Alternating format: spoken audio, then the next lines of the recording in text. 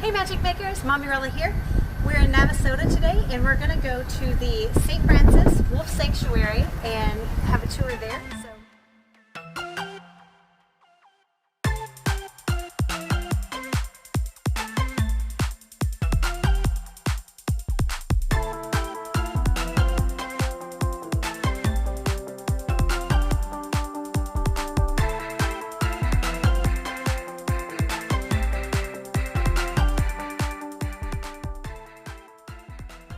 Everybody, my name's Kayla.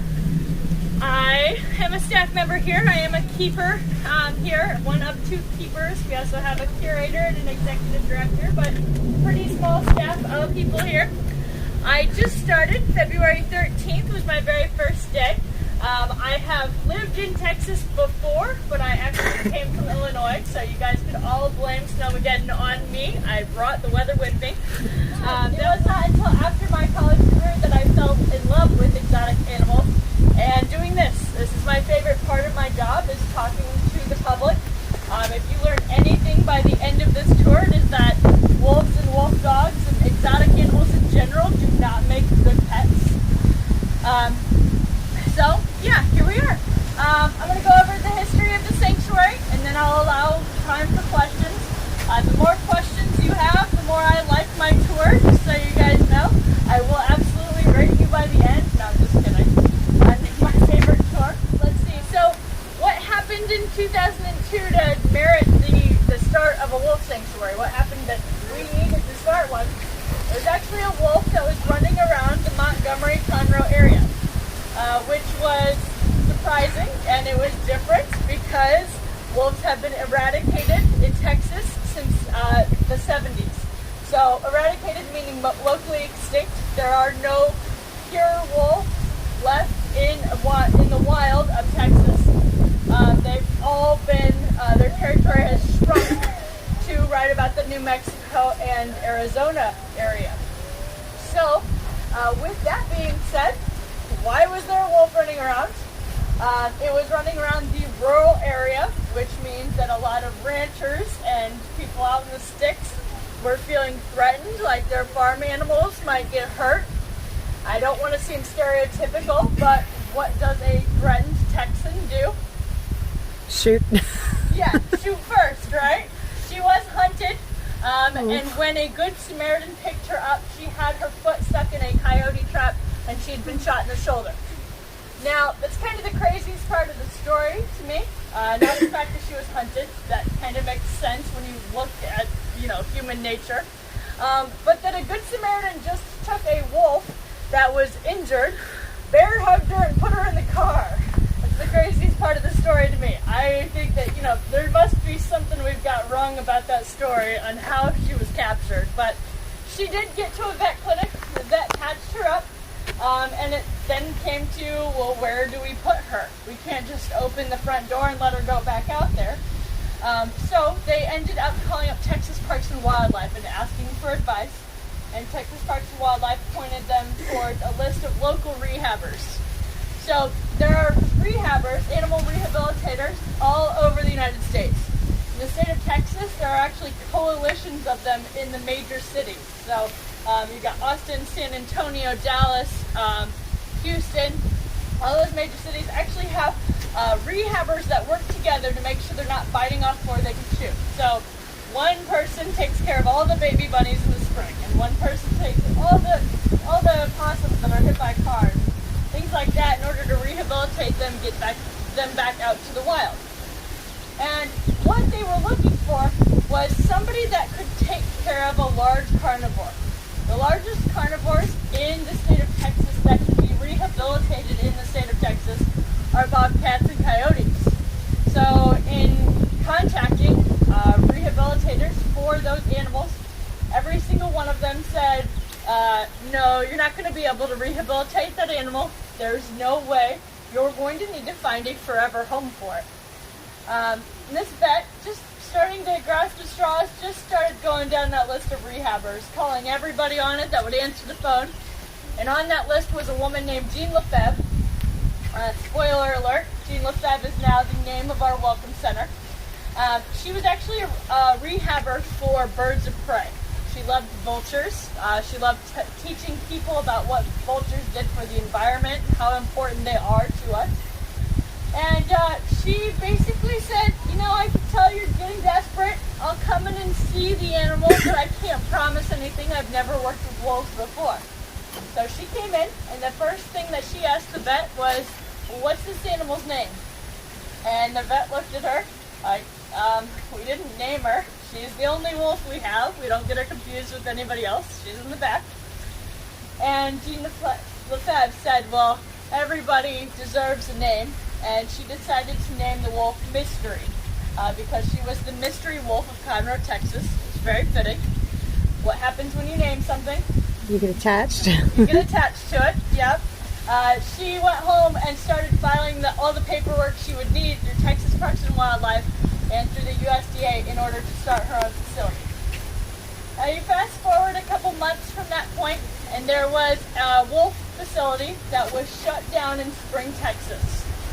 Their fences were not up to code. They were over capacity, and they were trying to feed their wolves a vegetarian diet. Wolves are carnivores. They eat meat. They need meat to survive. So at that point, Jean Lefebvre ended up accepting 7 more animals into her backyard. And that's actually where we believe that Mystery originally came from. We believe that she escaped that facility, and because they were not up to code to begin with, they were not willing to call up Texas Parks and Wildlife and admit they lost one. So that was the start of the original pack. Now, none of the original pack is here today. Wolves live on average 13 to 15 years in captivity. Mystery actually lived to be 17 years old. She set a record for wolves in captivity from licensed facilities in the United States. So it's something that we gloat about a little bit.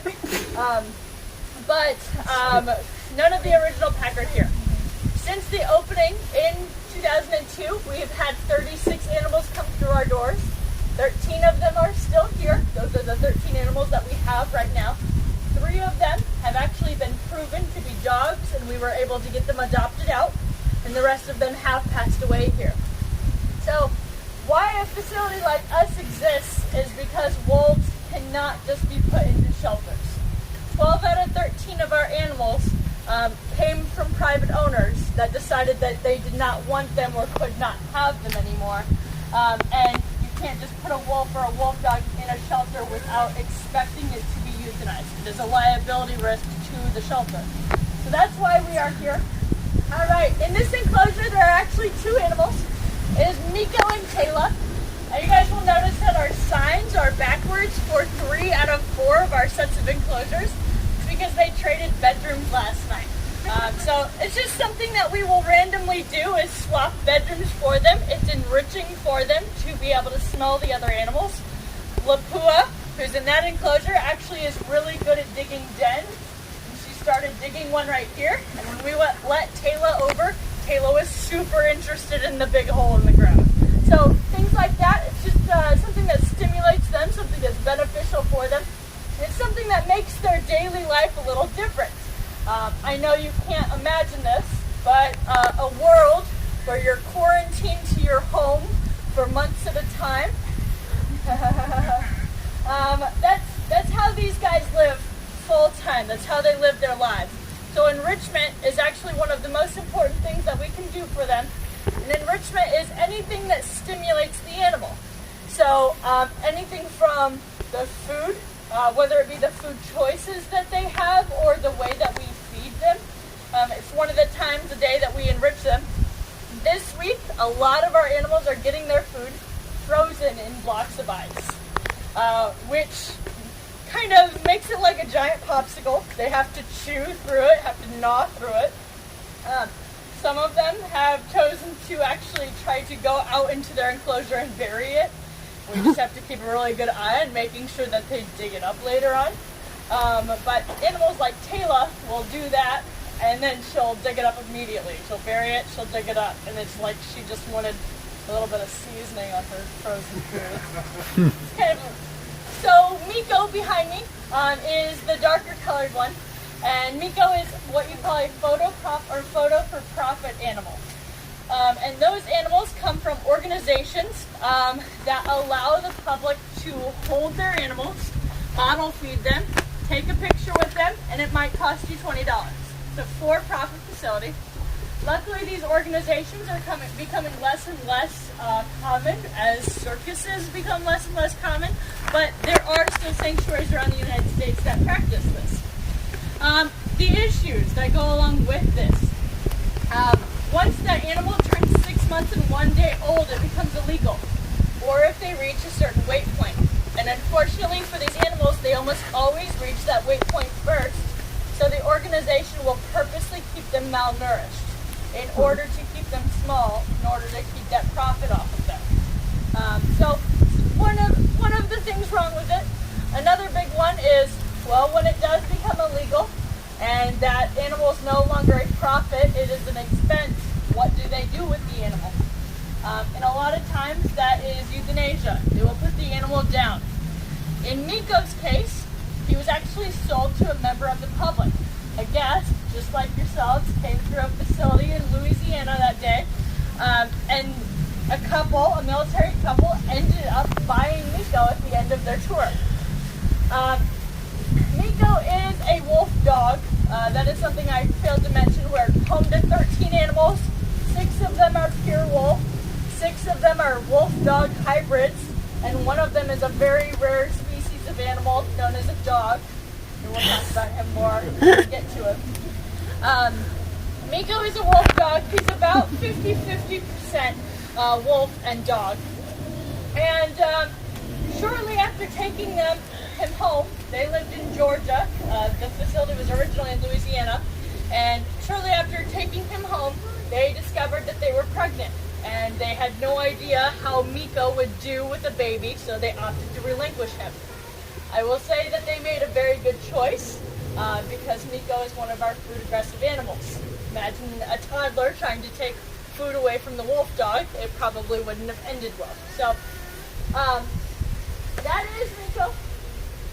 Kayla is in the culvert. She's hanging out in the shade. She is our second oldest resident here. She is our old lady. She's 13 years old. She came here when she was just 4 or 5 months old. So she's been here her entire life. She's actually been here longer than anybody else, including any of the staff that are here currently. So Kayla was actually found wandering the streets of Houston during a thunderstorm. A Good Samaritan picked her up, took her home, and she did a little bit of remodeling to the apartment that night, and they opted to relinquish her the next day. Imagine being a Good Samaritan and having your apartment remodeled that night, right? We believe that Kayla escaped a breeding facility that night, and something that we have learned about her since is she has storm anxiety. So with the storm, getting out of that facility, and then being confined into a small apartment in such a short matter of time, she panicked. That's most likely why she did so much damage. Kayla is also a wolf dog. If you were to compare the 6 wolf dogs that we have and the content of wolf versus dog that they have, Kayla's actually our most wolf dog we have. But I will say she fooled us a little bit. This is based off of a DNA test that we did, but we thought she definitely had more wolf in her because she shows a couple of physical characteristics that you would see in a wolf versus a dog. The thin snout, the tall hips, the tail that tends to stay down. A lot of dogs can pick up their tails and wag them. Wolves don't do that. She also has a spot on the back of her tail, just a spot where the fur is a different color. Wolves will actually have a scent gland there. A scent gland that they'll rub up on trees to let other packs know that this is my territory. She's got that spot of a different colored fur, but she does not have the gland. We're not aware of that. So she fooled us, but she is technically still a wolf dog. Kayla is actually our only animal here that is currently trained on taking a needle. She happens to be the animal that has, she's on more medications than anybody else. between the anxiety she gets during storms and then also just the arthritis part of being an old lady. When we have severe thunderstorms here, we have a camera system. Her camera is actually right here pointed inwards, and we can see her. So if that storm happens in the middle of the night, all of our staff members have access to those cameras. I just pull out my phone and I check on her. And either if I can't see her or if she's not doing well, I can call our curator who actually lives on the property and he can come out and talk to her. It's usually all it takes when she's, if she is worried about the storm, if she is anxious, usually it just takes someone coming out here and talking to her to kind of talk her down. Very rarely do we have to do anything else. But at this point, she has really grown out of that anxiety. It's something that as she's aged, storms mostly only bother her bones at this point. So I have a package of hot dog buns that are going bad. Hot dog buns are not something that are really good for wolves, but a treat every now and then, just like a piece of cake for me, every now and again is okay. Do you have a question?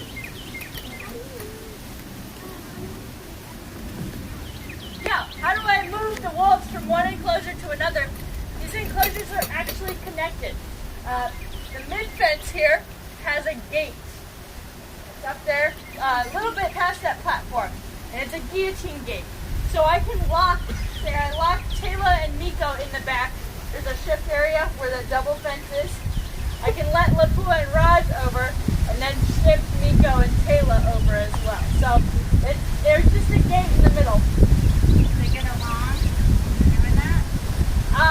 That's why we lock certain animals in. So I don't think these guys would not get along. However, they would probably get so excited that separating them would be very difficult. Nico and Lapua, it gets iffy at feeding time. If we notice animals, like we had 4 animals that got along great, we'd leave that gate up.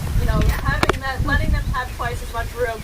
But because Nico and Lapua don't really get along at food time, that's why we can't do that for this set. So it just depends on the set of animals, the personality of the animal, that kind of thing. So I do have hot dog buns though. Let me give these out really quick, and I am gonna give Lapua and Raj theirs as well. Otherwise, they'll just get mad.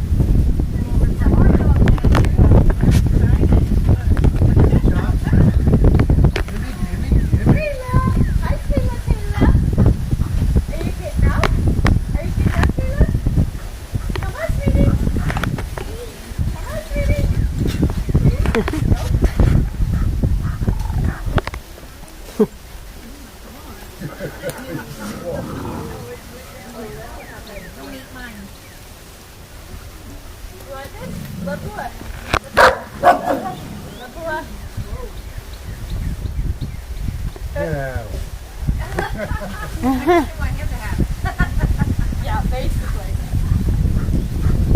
Some of our animals are not going to eat these, and I kind of anticipated that. We have those that we call quote-unquote garbage disposals. The hot dog buns are going bad, so let's go see who will eat them kind of thing. Lapua is not a garbage disposal. She's very bougie about her food. See, Raj is a wolf dog. He's about 50-50, and we believe that he's mixed with the German Shepherd. And we've got Lapua up here, and she is 100% wolf. So, in the United States, as far as legislation goes, federally, there is nothing that's going to stop you from owning a wolf and a wolf dog. They leave it all up to the states. In the United States, just concerning exotic animals in general, there are actually still 3 states that don't have any laws. They're Wisconsin, North Carolina, and Alabama. You can own anything in those states. I'm not promoting it. I'm telling you what's bad. In the state of Texas, there's actually no federal laws against wolves and wolf dogs. Or I'm sorry, state laws against wolves and wolf dogs. They leave it up to the individual county. And Raj's owners actually moved from one county to another without checking their legislation. So they moved from one county that allowed wolf dogs to one county that did not. and animal control ended up knocking on our door and telling him that they had 48 hours to remove him. So he ended up coming here. I will say that's a for better or for worse kind of situation, where he had a private owner that was very loving to him. He came here incredibly obese. It was obvious that she gave him all the bacon strips he ever wanted. To this day, I would say that Raj is the laziest animal at the facility. Trying to enrich him or give him a challenge of any sort usually just results in him giving up. For example, at feeding enrichment time, we do have different puzzles and stuff that we'll do. We will toss food to them. We will scatter feed for them, so we'll actually lock them in the back, and then start putting their food all over the enclosure. And when I first got here, we still had Christmas trees in the enclosures, just as seasonal enrichment, something to smell, something to chew on. Christmas trees are fun. I shoved a couple of his chicken legs in that Christmas tree, just a little too far. He went over and snipped the tree and said, "You made this too hard, Lapua can have them." So, very lazy, even when it comes to food. We have to be careful not to make his enrichment things too hard for him. But we have gotten him to get down on weight quite a bit, which is super important for animals like wolves. Just like dogs, they can have things like arthritis and hip dysplasia. So those are things that we have to look out for. Lapua actually came from a man that just owned her for bragging rights. It's actually very common in the exotic animal ownership world to just own it so you can say you own it. Oh, I have a tiger at home, or oh, I have a raccoon at home, or whatever the case. He wanted to be able to tell people that he hunted with her, that he was teaching her how to hunt with him. And I will tell you that would never work. Wolves get very territorial of their food. If you shot a deer and said, Lapua, go get it, good luck with that. Ultimately, he ended up getting bored of her and giving her to a relative. That relative was an aunt of his, and she had this very large backyard that was fenced in. And Lapua got over the fence, 10-foot fence. Wolves, though they don't have thumbs, they are very good climbers. They do what I call the wolf parkour move in the corners.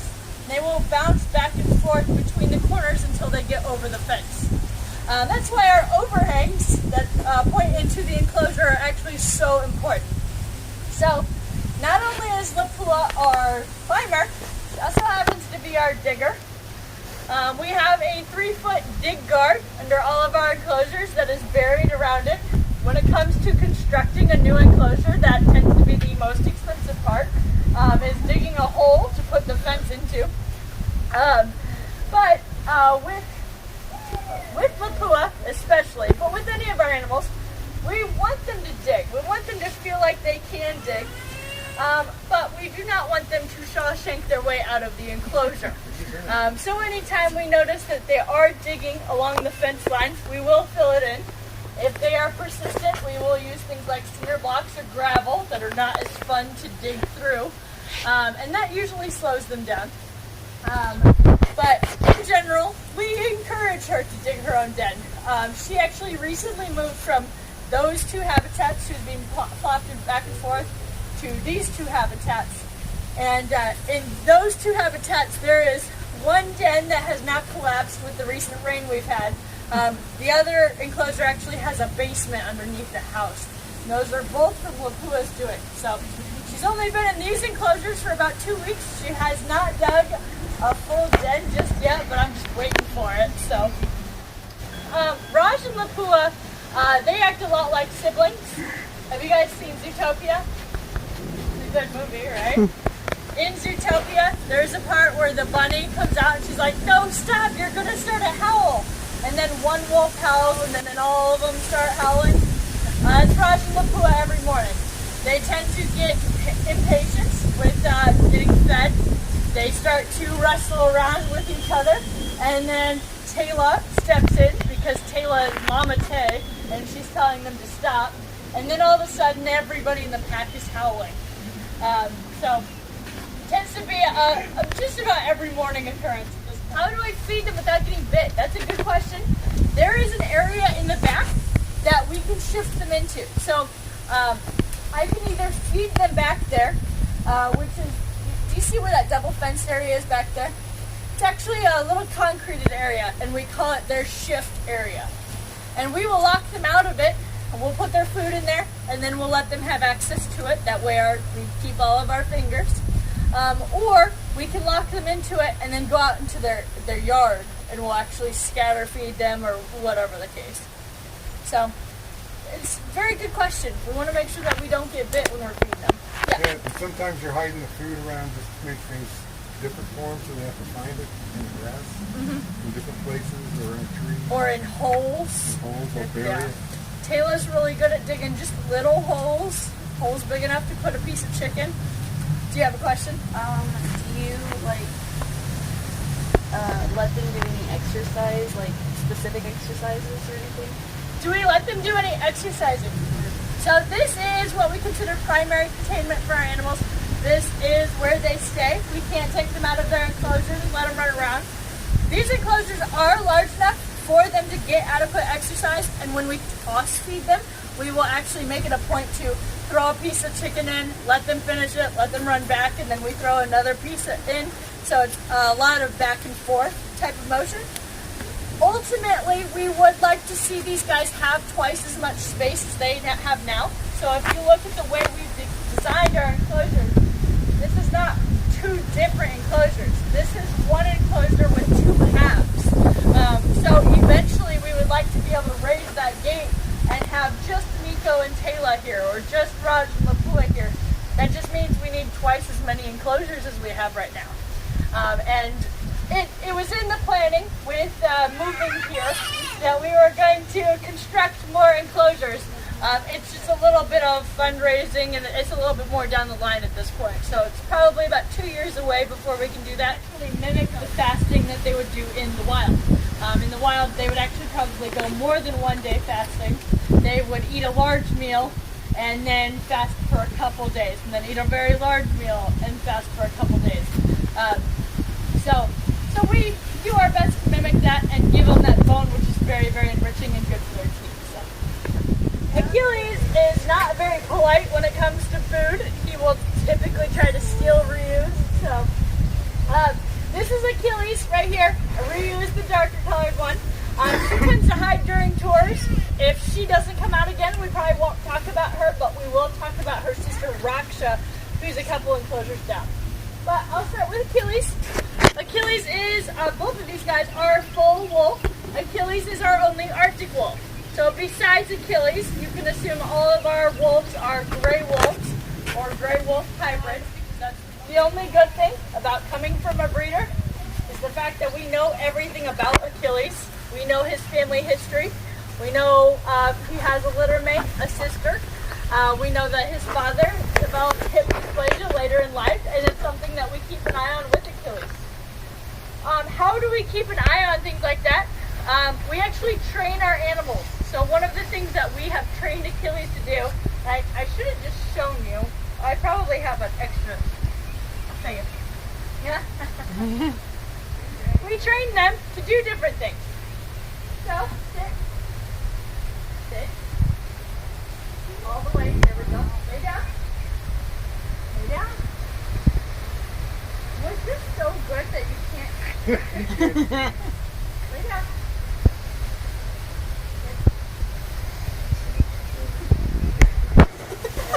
Can't focus. So I will say that we train our animals, but if they do not want to be trained, we will not force them to do anything.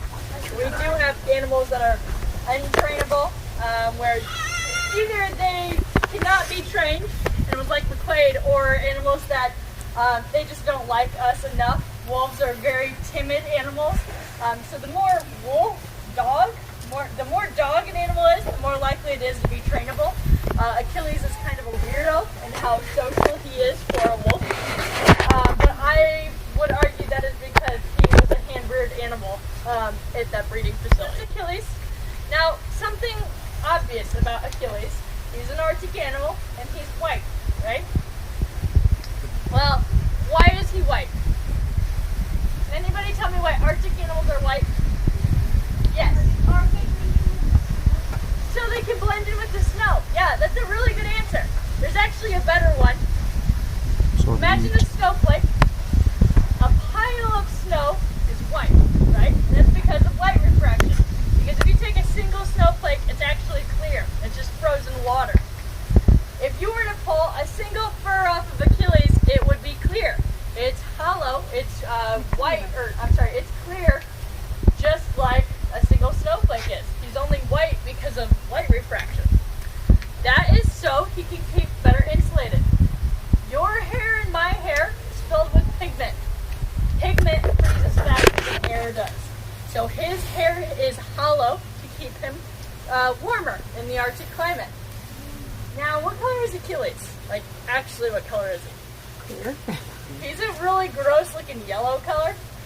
Like maybe he needs a bath, but it's not because he needs a bath. It's because wolves are very, very adaptive creatures. His body has started producing a pigment for him to keep cool because he knows that somebody shoved him in Texas. They're very, very adaptive animals. Actually, wolves used to be in 49 out of 50 states. The only exception is Hawaii because they have not developed gills just yet. Though I argue that if and when they do, they will probably rule the planet. They live in the Arctic. They live in the tundras, the forests, the deserts. You know, any area of land you can see wolves. There are actually different wolves in the Mediterranean area that fish because there are not deer and things like that are readily available for them. They will actually eat fish. So yeah. Just mentioning what wolves eat in the wild. So wolves will eat ungulates typically. Red-meated ungulates, things like deer, elk, bison, those are their favorites. A whole pack of wolves can take down an entire bison together. It's very impressive thing.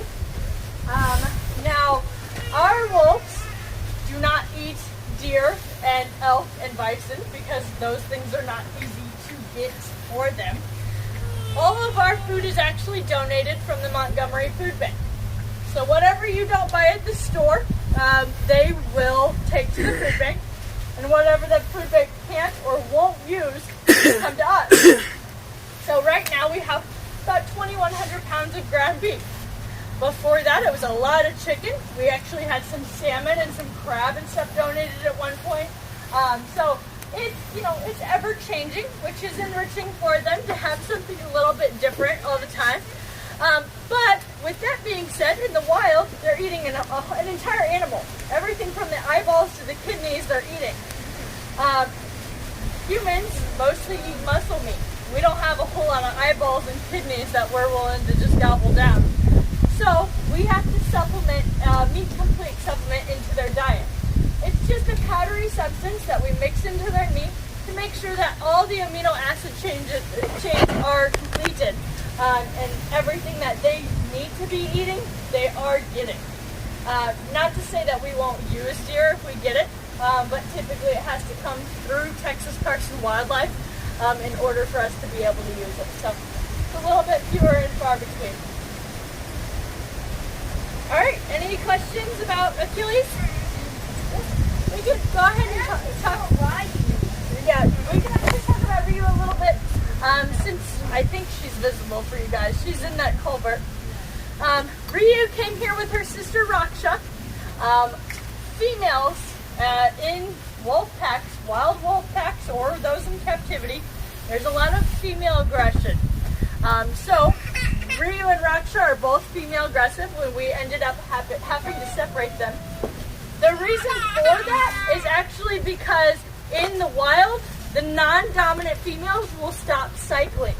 So if you're not bred year after year, it means that you are not dominant, and you will actually stop cycling altogether. So as a female in a wild pack, it's very important to be dominant, and therefore the hierarchy is just a little bit more extreme there, which is one of the reasons why you very rarely see females together in the zoological world. Even if Ryu and Raksha had gotten along great. I could see us needing to separate them at least once a year because they had gone into heat at least one time before they were spayed. They naturally have that behavior change in the spring when they would want to go in, or would naturally go into heat. So it's very likely that if we had kept them together, that they could really hurt each other fighting for dominance. So, do you have a question? How do you know they're sisters and brothers? How do we know that they are sisters? Well, they came together and their private owners told us that they were sisters, that they were from the same litter. So typically it's because they're from the same litter, not just knowing that they're brothers and sisters, but actually litter mates. It's like if you grew up with a twin, I guess you could argue that that was your litter mate. So coyotes and wolves are technically both canines. And actually the only quote-unquote wolves left in Texas are coy wolves. They are a hybrid between coyotes and wolves. They're a different species altogether, but they come from the same family. So since a lot of them came from like private owners in captivity, and they're used to probably interacting with people, and y'all don't interact with them like one-on-one, does that bother them? Do they seem like that is an issue for any of them? That's one of the reasons we try so hard to get them a canine companion. We don't pet our animals here. We don't go in with them. And that is for liability reasons. We want to be able to have the different certifications and stuff that we're working towards. Our even USDA license kind of prohibits when it comes to the public touching our animals. But it's a liability issue because I stick my fingers through that fence in order to pet Kaya, and she grabs under my finger one day. My instinct is going to be to pull back. That's how you start losing digits. Now, what we do for our animals instead, we use a back scratcher. That's a simplest thing that we can do, a stick or a back scratcher. Animals like Kaya or Miko or Taylor, they are used to being pet. They grew up being pet, and it's not something we're wanting to take away from them. Now, the more wolf animals, Ryu, Achilles, McQuaid, and Koa, they do not care to be pets. They do not care to come up to the fence for us typically unless we have food. And that's just a huge personality difference between a wolf and a dog. So, Kaya here, I mentioned before that Taylor is the most dog of our wolf dogs. Kaya here is who we believe was the most dog of our wolf dogs. She has a lot of husky in her, and it's very obvious. If you look at her face, she's got that mask. That is a characteristic that, differs between wolves and dogs. The distinctive fur patterns is more of a dog trait, the mask patterns. Wolves will actually do something as they grow called phasing out. Now, it differs between environmental and genetic factors. Animals like Achilles phased out. He lost his color at the age of 3 months, where Lapua actually is phasing out quite a bit slower, but if you looked at her picture and then looked at her face, she has lost a lot of her coloring as she has aged. So Achilles, that environmental factor there, is actually so he does camouflage in. All wolves are born a dark color, a dark brown to black color, and they will phase out based on the environment that they're in or the genetic differences. Anyway, back to Kaya. Kaya has one of our sadder stories. It's a bit gruesome at one point, so I just want to prepare you guys. She was owned by a man that kept her chained to his porch. She frequently got off that chain, and when she did, he would make it tighter around her neck to the point where she had no fur around her neck. She was a malnourished animal, and it was obvious. You could see her ribs. She's very skinny. And one day she got off that chain and animal control was called. And whether it was because of the snare animal control used to catch her or because that chain was so tight, she ended up with a laceration on the back of her neck. It was about 8 inches long, and it was deep enough to see her spine. Now, animals, pets in the United States have about as many rights as your couch does. They are considered property. Where animal control could catch her and file a report, they did not have enough to go against this man to take Kaya away at that point. they had to give her back to her owner. They gave her back and said, hey, she's got a laceration and you need to make sure she gets checked out by a vet. They left. One of the people on animal control that day actually found an interest in Kaya's story. She was worried about Kaya and went back a couple days later to check on her, and she found that he did not take her to the vet. He stapled it together himself. He was afraid of a veterinarian actually calling animal control and filing another report and her ending up getting confiscated because one report was already made. So he opted to fix it himself. Now at this point, Kaya was not in good shape at all. It was very infected. And this animal control lady actually knocked on the door and she said, look, I'm here on an unofficial capacity. You can sign this paper and relinquish Kaya to me right now, or I can call this in. And after some persistence, that's what he opted to do. She ended up taking Kaya to a vet pretty much immediately. She got patched up. She got some antibiotic. The vet did not think that she was going to make it through the night, but obviously she did. She got better. All her fur has grown back, and the best part of this story to me, or the silver lining, is that she has no PTSD from this whatsoever. Kaya is our most social animal here. Every time we come out here, we make sure that we stop and say hello to Kaya. She definitely is that attention-grabbing husky that needs a lot of attention. I would argue that even if her original owner came back, she would still be excited to see him. She's excited to see everybody. She's a very naive little girl. Let's see. Why is Kaya by herself? Might be a question that you ask. We have 3 animals here that are solo. McQuaid and Koa are actually trying to be introduced to each other. That way we don't have 3 solo animals. We just have Kaya. It is because she's part husky, and I don't know if you guys have ever met a husky, but they're Energizer bunnies. We have tried to integrate her into different pairs or tried to partner up, and she tends to aggravate whoever she's put in with. Nico and Taylor are actually 2 of those animals that we've tried. Her and Nico get along pretty well, as long as they have some space. They get into some tiffs, very similar to like sibling rivalry, or one, if you're having a pillow fight, and one sibling hits just a little bit too hard, the other has to retaliate, and then it's just this back and forth argument. That is how I would describe the relationship between Nico and Kaya. But if you give them enough space, they tend to separate each other out and go to different corners of their enclosure. Taylor and Kaya are not that way whatsoever. Taylor and Kaya do not get along. Taylor, we call her Mama Tay. We call her a because I said so mom. And we consider Kaya to be a very free-spirited teenager, the type that would get a fake ID at the age of 16. She doesn't listen very well. And when they were together for a short period of time, when Taylor tried to tell her no, Kaya would do the worst thing you could possibly do, start laughing in her face and wagging her tail. So that's just a contingency plan that we have in place currently. We know that Taylor is getting up there in age, and if Nico and Kaya can get along once Taylor has passed, that is the plan for that. So yeah, that's Kaya. We have to spend probably the most amount of time than any other animal out.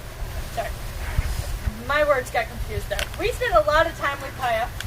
When it comes to training our animals, we do a lot with Kaya. We've recently started teaching her how to fetch.